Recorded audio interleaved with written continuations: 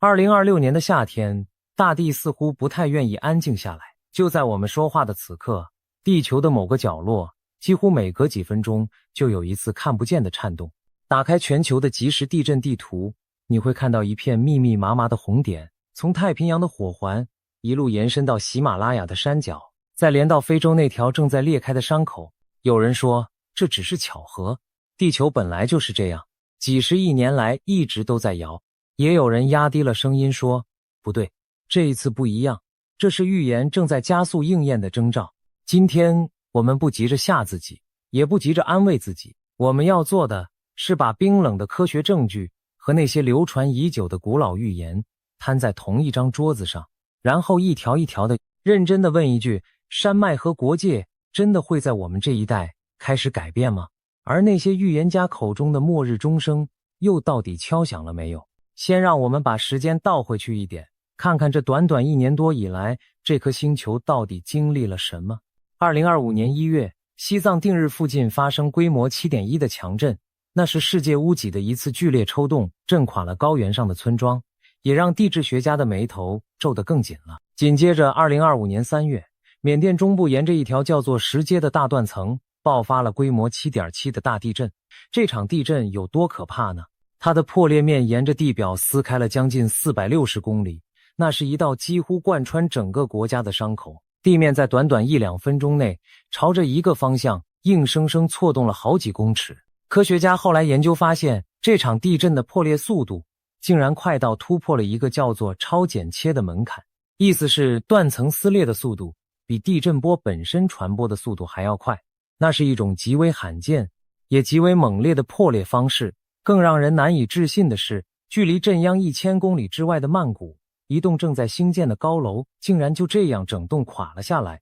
压在无数人的身上。1000公里，那是什么概念？那等于台北的地震把上海的大楼摇垮。我们总以为地震是局部的事，是别人的事，可这一次，它让我们亲眼看见，大地的力量根本不在乎人类在地图上画下的那些细细的边界线。如果说缅甸还只是序曲，那么2025年7月底，真正的巨兽登场了。在俄罗斯远东的勘察加半岛外海发生了规模 8.8 的超级大地震，这是自从2011年日本311以来全世界最强的一次地震，也是人类有仪器记录以来名列前茅的巨震之一。它在太平洋上掀起了一圈又一圈的海啸警报，从日本、夏威夷一路传到了遥远的美洲西岸。那一刻，环太平洋的人们同时抬头望向海平面，心里都升起同一个念头，这颗星球是不是真的醒了？而事情并没有停下来。进入2026年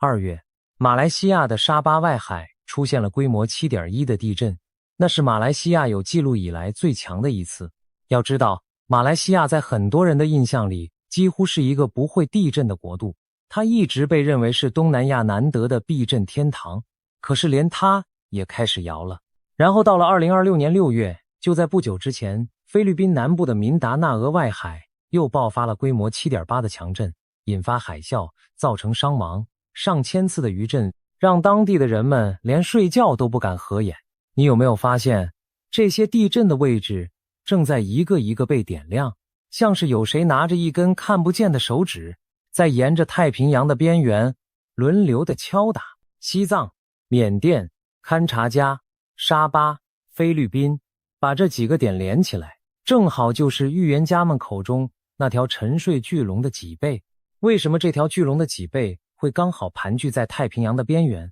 这就要说到那条环绕着整个太平洋的火环了。这一圈从南美洲的智利往北经过墨西哥、美国的西岸、阿拉斯加，再跨过白令海，一路串联到日本、台湾、菲律宾、印尼，最后延伸到纽西兰，围成一个巨大的马蹄形。全世界绝大多数的地震，还有绝大多数的活火山，都密密麻麻地分布在这一圈上。人类有史以来记录到的那几场最猛烈的超级巨震，几乎无一例外，全都发生在这里。智利、阿拉斯加、印尼的苏门答腊、日本的外海，还有刚刚才爆发过的堪察加。当我们把这些名字一个一个念出来，再回头看看那些预言家不约而同指向的地方，你会惊讶地发现，他们所恐惧的和科学家所警惕的竟然是同一条正在地球表面熊熊燃烧的火的环带。其实，如果我们把时间的尺度再拉长一些，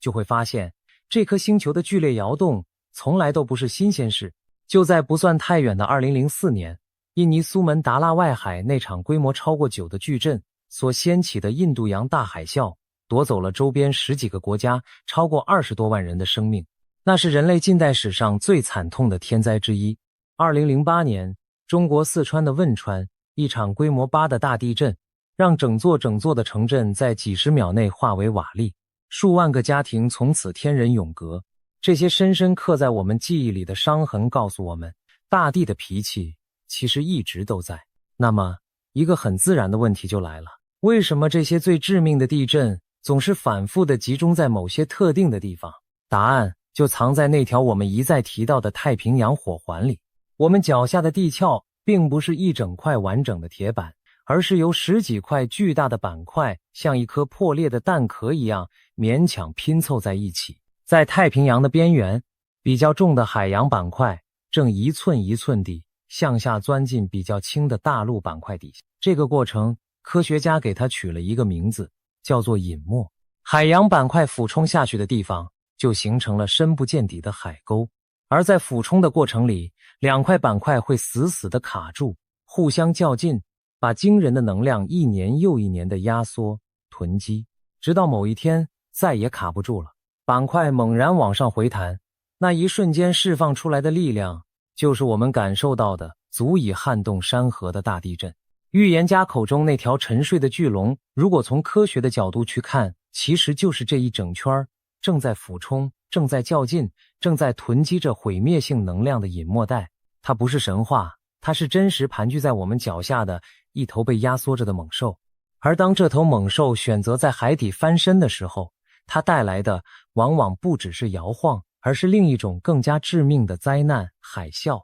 很多人以为海啸是大风大浪堆出来的，其实完全不是。真正的海啸是大地震在一瞬间把一整片广大的海床猛然抬起或落下，硬生生推动了上面那一整柱从海面直达海底的庞大海水。想象一下，当好几百公里长的一段海床在短短几分钟内整个跳动了好几公尺，被它推开的海水是何等惊人的体积。在深邃的大洋上，这股能量化成的波浪其实低得让人察觉不到，船在上面甚至毫无感觉，可是它的速度快得像一架喷射客机，在大洋上静静地狂奔，直到它逼近岸边，海水变浅，前面的浪头被海底拖慢，后面的海水却源源不断地追撞上来。于是整道海浪开始拔高，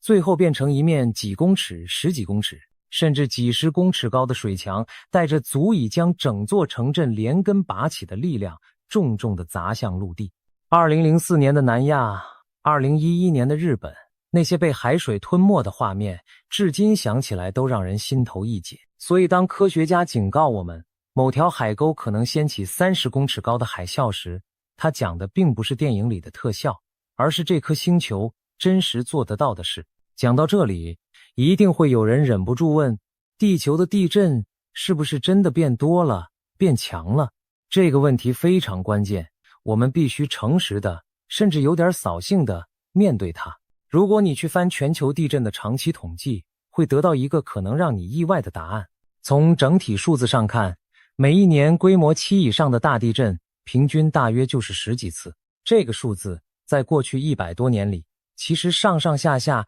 并没有出现失控式的暴增。也就是说，单纯从账面上看，我们很难说地球在数量上突然疯狂了。那为什么我们会强烈的觉得地震好像越来越多、越来越近、越来越逼到了眼前？原因有好几层，每一层都值得我们想一想。第一层是我们的眼睛变利了，耳朵也变灵了。今天全球布满了密密麻麻的地震仪，连几千公里外一次微小的摇晃都逃不过他们的侦测。再加上手机和社群网络，任何一个角落的地震几秒钟之内就能传遍全世界。换句话说，很可能不是地震变多了，而是我们听见的变多了。在100年前，地球另一端的一场大地震，我们可能要好几个月后才会从报纸的角落读到，而今天它就在我们的手掌心里及时跳动。第二层更值得我们警惕，那就是地震和地震之间其实会互相牵动。科学家有一个概念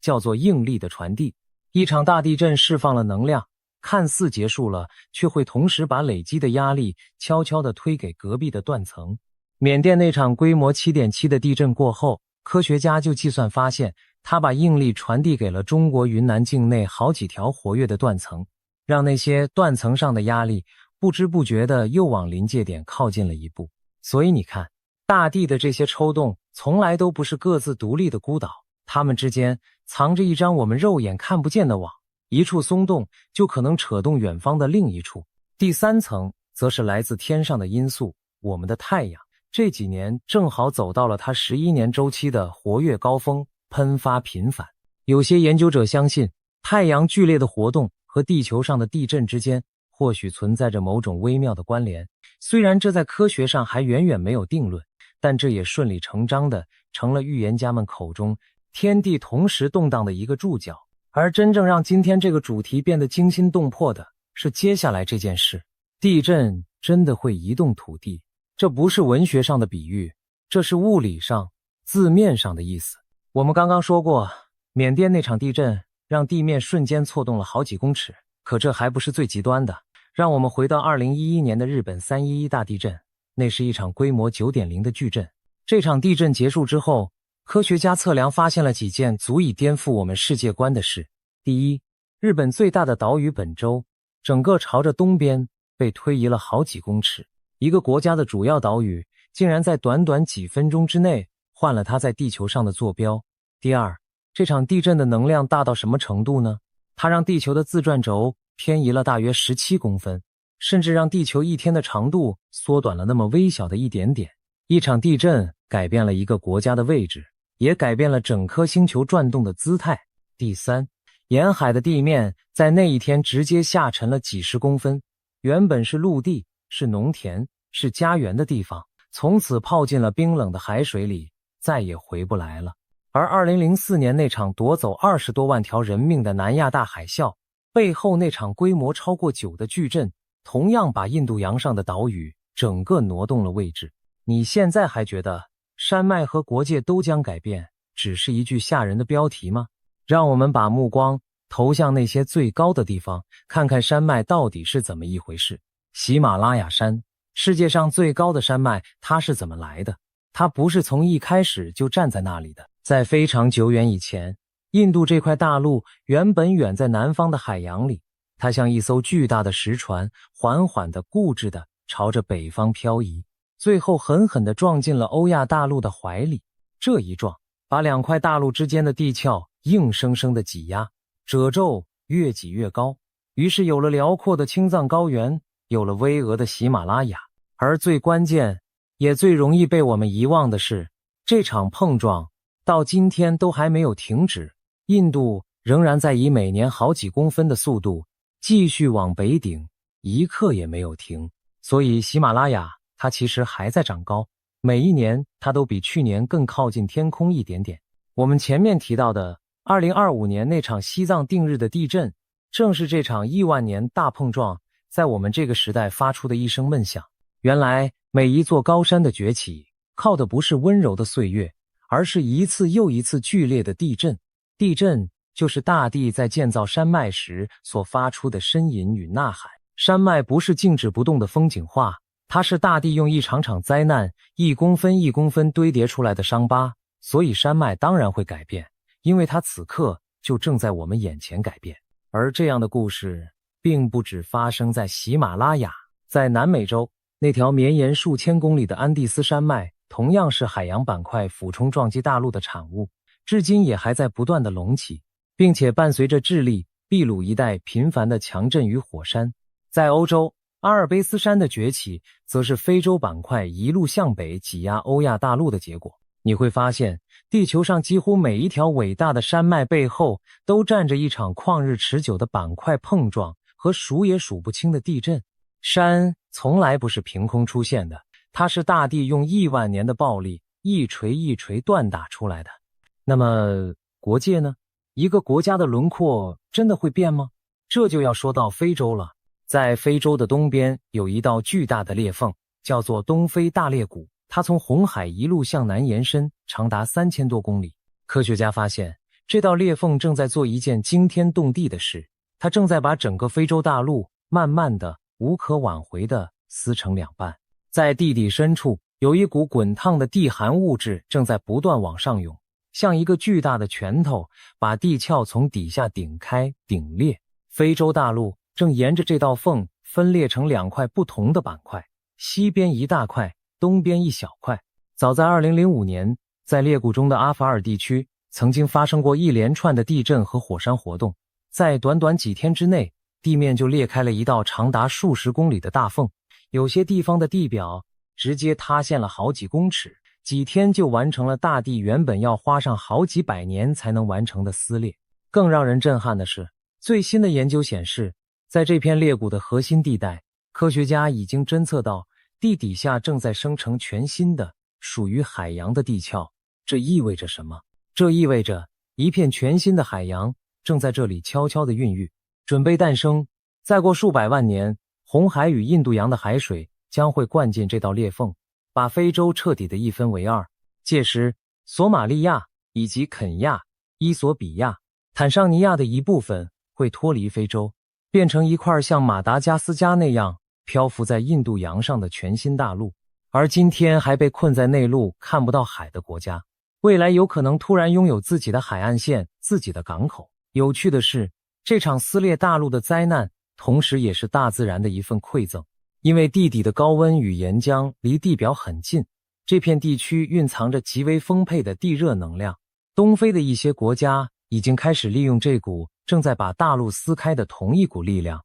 来发电，照亮自己的城市。这就是大地最吊诡的地方，毁灭与新生，破坏与资源，往往只是同一件事情的一体两面。科学家把这片地区称为一座能够亲眼观看大陆诞生与分裂的天然实验室。他们用最精密的卫星定位仪器盯着它，结果发现这个分裂的速度竟然比原先以为的还要更快。国界会不会改变？对大地来说，这根本不是会不会的问题，而是早已正在发生的铁一般的事实。让我们把视野再拉得更远一点，远到足以看清我们脚下这片土地真正的身世。我们踩着的这些大陆的形状从来都不是固定的。在大约2亿年前，地球上所有的陆地曾经是粘在一起的一整块，科学家给它取了一个名字，叫做盘古大陆。后来，这块超级大陆开始破裂、漂移、四散，南美洲和非洲就是在那个时候分了家，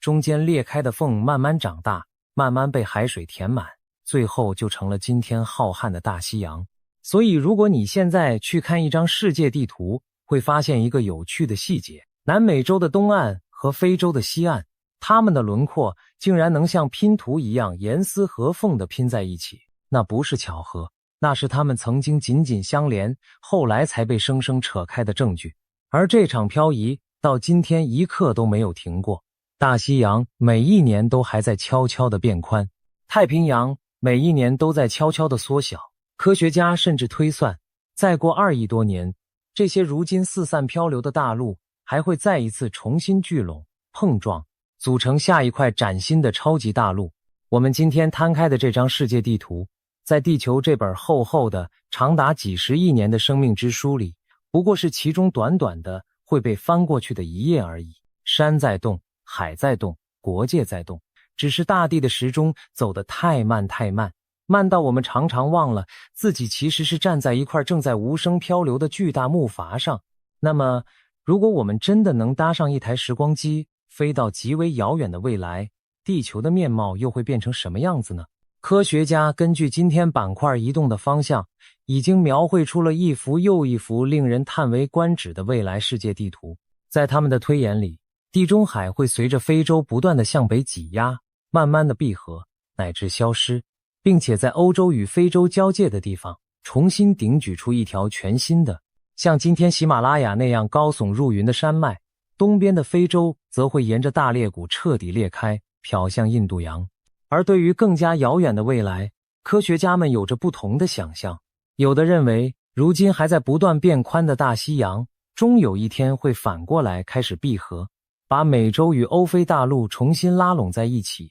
有的则认为美洲会一路向西横越太平洋，最后与亚洲相撞。但是无论哪一种剧本成真，结局都惊人的一致，那就是这些今天看似牢不可破的大陆轮廓与国界线，在足够漫长的时间里，终将被彻底的改写，重新洗牌。所以影片标题里那句山脉与国界都将改变，他说的根本就不是科幻，而是这颗星球早已替自己写好的缓慢却又无比坚定的剧本。说完了科学，现在让我们把耳朵转向另外一群人。他们不看地震仪，不算板块的速度，可是他们说他们看见了，他们在梦里，在通灵中，在星象里提前看见了。这些年，每当一场大地震发生，总有一些预言会被人们重新翻出来，反复的讨论传阅。我们先把话说在前头，这些都是流传于民间的说法，我们把它们讲出来，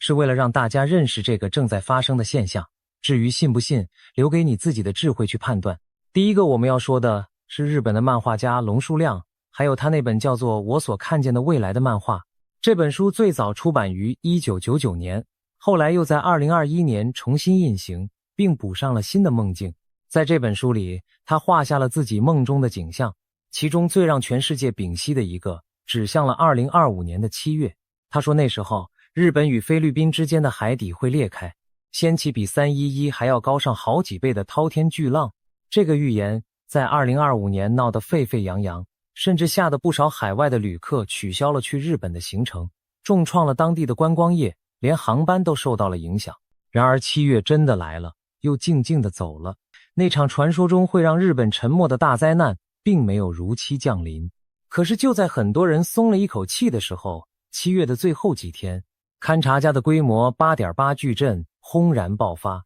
预言说的地点不对，时间也对不上，可是那种山雨欲来，海要翻天的肃杀气氛，却又诡异地应验在了别的地方。而现在，据说他的另一个梦，指向了2026年的夏天到秋天，日本的神奈川一带。这个时间，正好就是我们现在所身处的这段日子。它会不会发生？没有人能够保证，我们唯一能做的，就是把眼睛睁得大大的。而他口中那个神奈川，其实绝对不是一个随便挑出来的地名。熟悉日本历史的人都知道，就在1923年，日本的关东地区，正是在神奈川外海那片叫做相模海槽的地方，爆发了一场规模高达 7.9 的大地震，史称关东大地震。那场地震加上随之而来的熊熊大火，几乎把东京与横滨烧成了一片焦土，夺走了超过10万条人命，是日本近代史上最惨痛的天灾之一。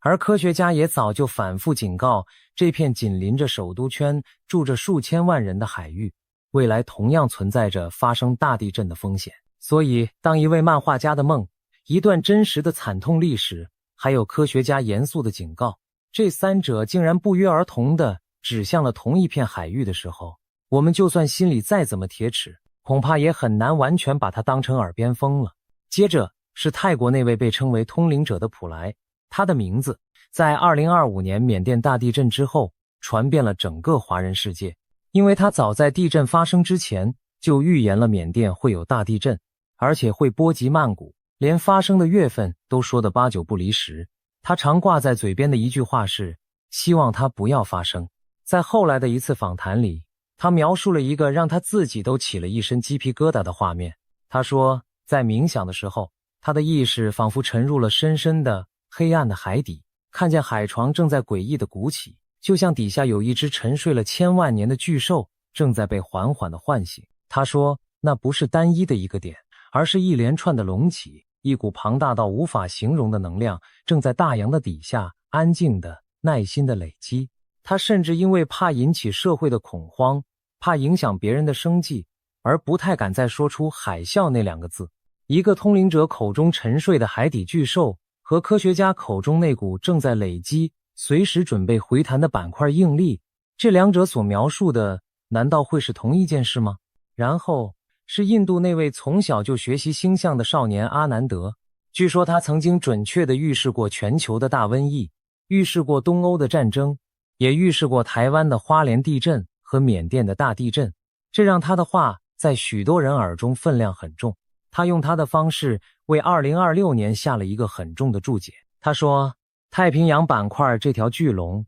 将要苏醒，整个环太平洋的火环会进入一个活跃期，有可能爆发极高规模的大地震。他描述的天象是两颗代表着毁灭与动荡的星辰交汇在一起，象征着一个旧时代的崩塌和一个新时代的诞生。他甚至把2026年称为一个堕落时代的最后一章，同时也是一个全新黄金世纪的序曲。在他的描述里，这些天灾并不全然是坏事，而是一种逼迫人类去反省贪婪、回归自然、向内觉醒的契机。他也特别点到了台湾，提醒台湾在2026年可能会经历地震与洪水的能量释放，要大家保持内心的平静与坚定。对我们生活在台湾的人来说，这句话听起来格外有重量。我们脚下的这块土地正好就卡在欧亚板块和菲律宾海板块的交界处。2024年那场花莲大地震已经狠狠地提醒过我们，台湾从来就不是地震的局外人。说到台湾，我们就更不能不多聊几句了，因为这片土地本身就是一个活生生的关于山脉与地震的故事。台湾岛正好就坐落在欧亚板块和菲律宾海板块猛烈碰撞的最前线。可以这么说，我们脚下这座美丽的岛屿，从它诞生的那一刻起，就是被这两块板块硬生生挤压顶举出海面的。台湾中央那条雄伟的中央山脉，至今都还在这场碰撞之中缓缓地长高。它和喜马拉雅一样，是大地挤压出来的杰作。也正因为如此，地震对我们来说从来都不是遥远的新闻。许多年纪稍长的朋友一定都还清楚地记得1999年那个天摇地动的深夜，那场让整个台湾彻夜难眠的极级大地震，山崩了，楼塌了，无数的家庭在睡梦中被惊醒。那一夜的恐惧与伤痛，至今想起来都还历历在目。那场大地震正是源自一条叫做车龙埔的断层，地表被硬生生撕裂错开，有些地方甚至被抬高了好几公尺。原本平坦的操场与河堤一夜之间出现了高高的落差，那是大地的力量第一次如此真切地摊开在我们这一代台湾人的眼前。而就在2024年，花莲又经历了一场规模不小的强震，再一次提醒我们，我们始终生活在大地巨大的力量之上。所以当预言家把目光投向台湾的时候，我们其实不需要太过惊慌，因为我们本来就清清楚楚地知道，我们住在一个会呼吸、会摇动的岛上。我们真正需要的从来不是恐惧，而是比任何人都更扎实的防震准备和更从容坚定的心态。来自英国的帕克则被许多媒体称为当代的诺斯特拉达姆斯。他在2025年到来之前就说过，太平洋盆地会有一场大地震，会带来巨大的动荡与挑战。后来勘察家的那场巨震让不少人把这两件事连在了一起，而他对2026年留下了一个更加离奇的说法。他说，他感应到天上会有一场撞击，某种碎片可能会落向地球，引发一连串的海啸和地震。他同时也对意大利那片著名的火山地带、对日本、对美国的加州都表达了深深的不安。我们不去评断这些画面究竟是真是假，但有一件事很值得我们玩味，这些来自不同国家、使用着截然不同方法的预言家，竟然不约而同的全都把手指指向了同一圈海域，那就是太平洋的火环。这究竟是一种跨越文化的集体暗示，还是真的有什么东西正在那片大洋的底下默默酝酿？而在大洋的另一边，美国牧师比格斯的预言走的是另一种更具末日色彩的路线。他声称他在异象中看见美国中部那条叫做新马德里的断层带将会发生一场毁天灭地的大地震，威力大到会让那条浩浩荡荡的密西西比河倒着流。听到这里，你可能觉得太夸张了，但是请注意，这件事在历史上竟然真的发生过。在19世纪初，新马德里断层带就曾经爆发过一连串的强震，威力大到让密西西比河的部分河段真的短暂的倒流，还凭空造出了一座新的湖泊。所以比格斯的这个预言并非全然的天方夜谭，它有一个真实的历史原型撑在背后。他还说，美国西岸的一场大地震会掀起跨越整个太平洋的巨大海啸，扑向日本，也让西雅图波特兰这些城市剧烈摇晃。他甚至把这场灾难发生的时机和遥远的耶路撒冷的政治纷争绑在了一起。在他的描述里，有一个画面特别让人毛骨悚然。他说，当你看见深海的鱼成群结队地浮上海面，甚至被冲上岸边的时候，那就是大灾难即将来临的征兆。而深海鱼反常地浮上水面，在科学上，有时确实和海底地壳的异常活动有着某种牵连。这究竟是巧合，还是某种我们还没能参透的连结？说到这些来自大海的征兆，其实在我们东方人的生活里一点都不陌生。在日本，自古以来就流传着一种说法，每当那种平时栖息在几百公尺深海，身体细长如丝带的黄带鱼，也就是大家口中的地震鱼，成群地出现在浅海，甚至被冲上岸边的时候，往往就预示着大地震即将来临。在台湾，这些年我们也常常在新闻上看到渔民捕获深海大鱼的消息，每一次总会引来一阵议论。那么这究竟有没有科学根据呢？老实说，目前的科学研究并没有找到深海鱼的出现和地震之间稳定而可靠的关联。比较合理的解释是，深海的环境一旦发生变化，比如海底的扰动、水温或洋流的异常，这些原本生活在幽暗深处的鱼可能会因为身体不适或迷失方向而游向了浅海。所以与其说他们预知了地震，不如说他们很可能和我们一样，只是同样感受到了大海深处那一丝不寻常的骚动而已。古老的观察和现代的科学在这里再一次奇妙地交汇在了一起。说了这么多西方的预言，我们也千万别忘了，在我们自己的文化里，对于大地的摇动其实有着一套更加古老也更加深邃的解读。在中国传统的天人感应观念里，地动从来都不只是一场单纯的自然灾害，它常常被视为一种上天的示警，是天下将变的征兆。古人相信，每当天摇地动、山河震颤，往往就对应着人间的改朝换代、江山易主、旧的秩序崩塌、新的格局到来。我们今天当然知道，地震是板块运动的结果，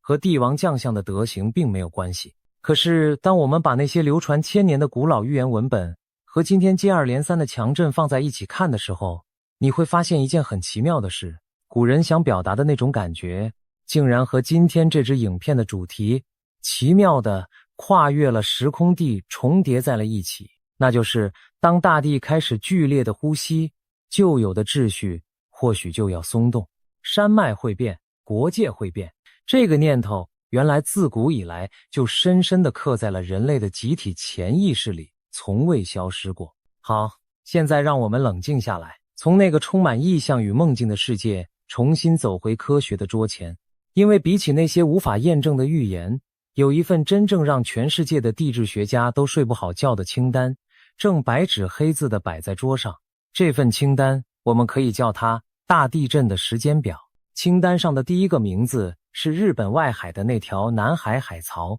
日本政府的地震调查委员会给出了一个让人坐立难安的数字，他们评估未来30年内，这条海槽发生规模8到9巨震的几率高达 60%到 90%。 在最坏的情况下，这场地震加上随之而来的海啸，恐怕会夺走将近30万条人命。海啸的高度在某些海岸甚至可能逼近30公尺。为什么科学家对它如此紧张？因为这个地方平均每隔100到150年就会来一次这样的巨震，而距离上一次，也就是20世纪中期那2场大地震，已经过了大约80年。能量一直在累积，弦一直在绷紧，只是没有人知道它究竟会在哪一天达到那个临界的极限。科学家还发现一个令人不安的规律，这条海槽的巨震常常是成双成对的出现，前一场刚刚结束，后一场往往在短短几年之内就会接着爆发。而在日本的东边，沿着另一条叫做日本海沟的隐没带，科学家同样警告，那里也有可能爆发规模高达9的巨震，最坏的情况下，恐怕也会夺走将近20万条人命。换句话说，整个日本列岛等于是被夹在好几条随时可能苏醒的巨大断层之间。这也就难怪，无论是严谨的科学家还是神秘的预言家，都不约而同地对这片土地投以了最深的担忧。清单上的第2个名字，在太平洋的另一端，北美洲西岸的卡斯卡迪亚隐没带，这条断层从加拿大一路延伸到美国加州的北部。科学家说，它有能力制造出规模超过9的巨震，掀起高达20几公尺的滔天海啸。它平均每隔300到500年才释放一次，而上一次的大爆发已经是好几百年前的事了。换句话说，它就像一根被越拉越长的橡皮筋，正在一步一步无声地走向下一次的清算。还有那条大名鼎鼎的圣安德烈亚斯断层，多少年来，加州的人们一直在等待那场被他们称为大地震的世纪灾难究竟何时降临。而清单上还有一个离我们亚洲更近，牵动的人口也更加庞大的名字，那就是喜马拉雅。我们前面说过，印度板块至今仍以每年好几公分的速度死死地往北顶撞，可是这股力量并不是平均而温和地被释放掉的，它有很大一部分被牢牢地锁在喜马拉雅山脉底下那条巨大的逆冲断层上，年复一年的累积绷紧。科学家发现，在这条巨大的珊瑚底下有好几段断层，已经太久没有发生过大地震了，能量被囤积得满满当当。他们把这样的地方称为地震空白区。在过去的100多年里，喜马拉雅沿线虽然也发生过几次夺命的强震，但那些释放出来的能量相较于囤积的总量可能都还远远不够。许多地质学家因此忧心忡忡地警告，在喜马拉雅的山脚底下正悄悄酝酿着一场规模可能高达8以上的巨震，而它一旦真的发生，脚下就是印度北部与尼泊尔那一片居住着好几亿人口的稠密平原。2025年那场西藏定日的地震，2015年尼泊尔那场夺走数千条人命的大地震，可能都只是这头巨兽在沉睡之中偶尔翻了个身而已。建造出世界最高峰的那股力量和瞄准了亿万生灵的那股力量，从头到尾根本就是同一股。至于比格斯预言里那条新马德里断层，我们前面说过，它在科学上和历史上都确实存在，也真的制造过让河流改道的奇景。不过这里我们要为大家做一个非常重要也非常诚实的澄清，有些预言提到了规模10甚至更大的地震，但是地质学家明确地指出，以地球目前断层的尺度与长度来说，规模10的地震在科学上几乎是不可能发生的，因为要产生那么庞大的能量，需要一条长到根本不切实际的断层。人类有仪器记录以来最强的地震，是1960年发生在智利的规模 9.5， 至今再也没有任何一场地震超越过这个记录。而那场智利巨震还留给了我们另一个刻骨铭心的教训，它所掀起的海啸并没有停留在南美洲的海岸，而是横越了整个太平洋，在10几个小时之后扑向夏威夷，又在大约22个小时之后远渡重洋，重重地打在了日本的海岸上，夺走了当地许多人的性命。一场发生在地球另一端的地震，竟然能在隔了一整夜之后跨越半个地球前来索命。这再一次提醒了我们，整个太平洋其实是同一片紧紧相连的命运共同体，任何一个角落的剧烈翻动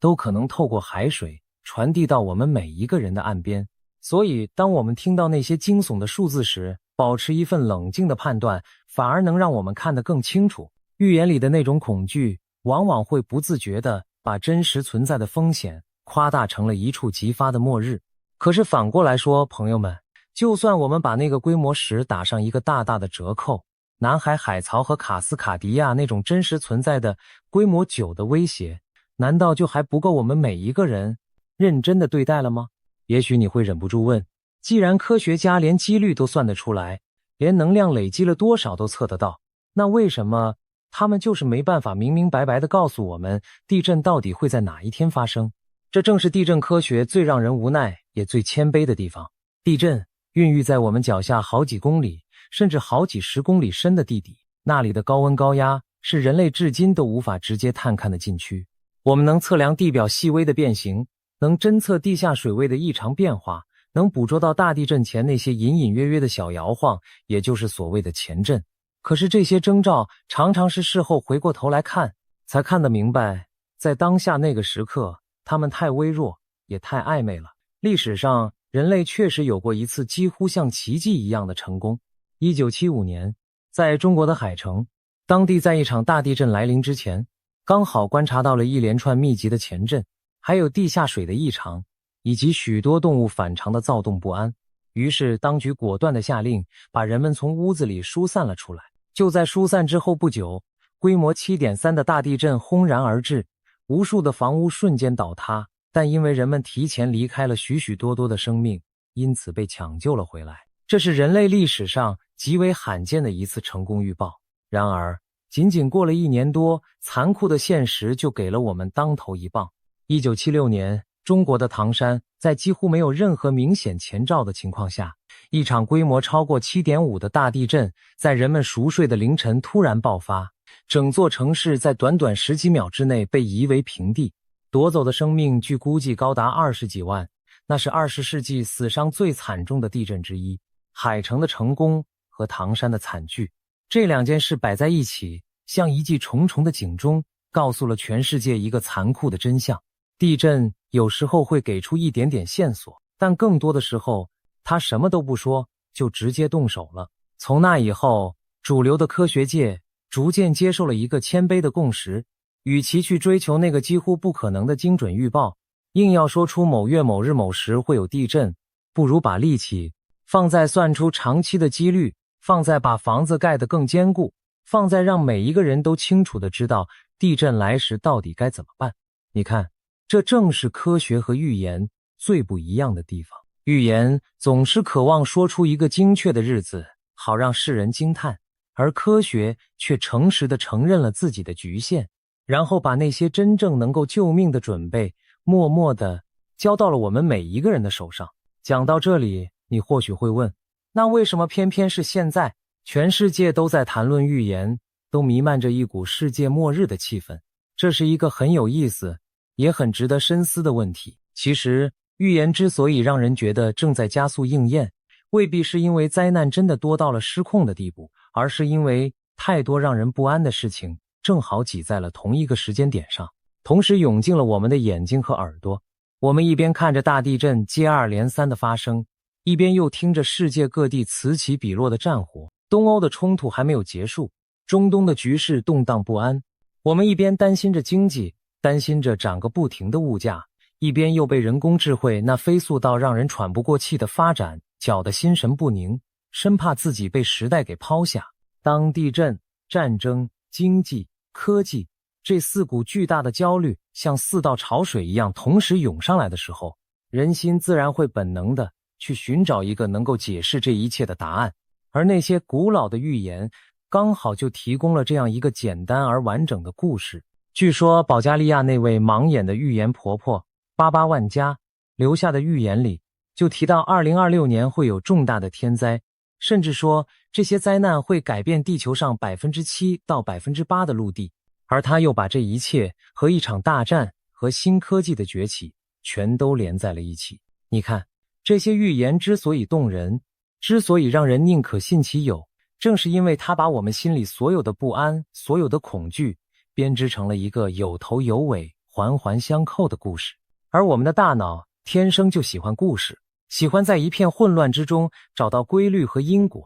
当一场地震刚好应验了某一句模糊的预言时，我们会牢牢地记住它，到处传颂。可是那些没有应验的、数也数不清的预言却被我们悄悄地遗忘了。这是一种很自然的人性，我们总是更容易记住那些命中的，而忽略掉那些落空的。再加上网络的推波助澜，一段段7天后就应验了的影片，一个个耸动的标题把这种感觉放大了1000倍万倍。所以当我们在面对这些预言的时候，多一分理解，多一分清醒，其实并不是冷漠，而是让我们在这个资讯爆炸的时代能够站得更稳的一种智慧。可是亲爱的朋友，故事终究是故事，我们还是要回到坚实的地面上。所以让我们回到一开始的那个问题，那个贯穿了整支影片的问题，山脉和国界真的会改变吗？答案是会，一定会。但我们必须分清楚2种完全不同的时间尺度。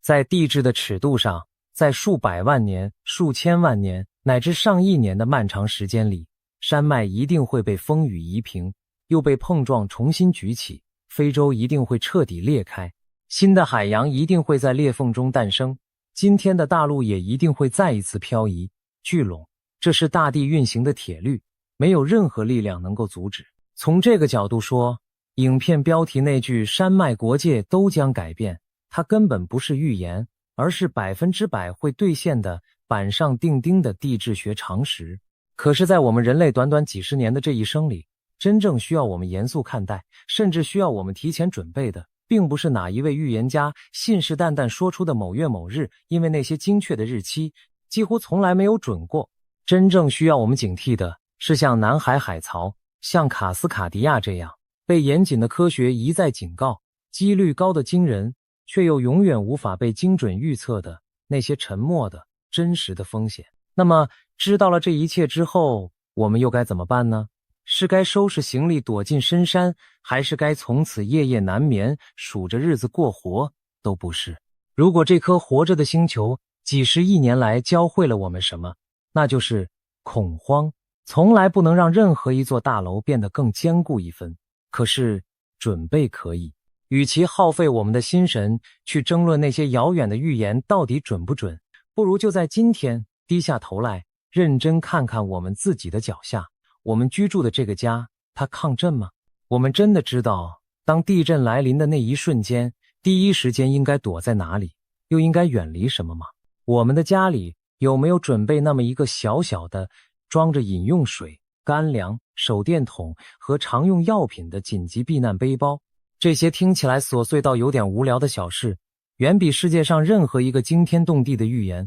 都更能在那个真正关键的时刻实实在在地保护住我们所深爱的人。朋友们，说到底，我们都生活在一颗活生生的星球上，它有它自己的脾气，有它自己深沉的呼吸，有它运行了亿万年从不为谁停留的节奏。它的山脉在无声地生长，它的大陆在缓缓地漂移，它的海洋在不断的诞生与消亡，而我们不过是在它漫长到难以想象的生命里匆匆路过的渺小的旅人。那些古老的预言或许在某些瞬间真的说中了某些破碎的片段，又或许它们只是我们人类内心深处对于未知的恐惧所投射出的一道道倒影。但无论如何，他们真正想要提醒我们的，也许从来都不是世界末日的那一天，而是2个字：谦卑。在这片正在改变、从未停止改变的大地面前，学会承认自己的渺小，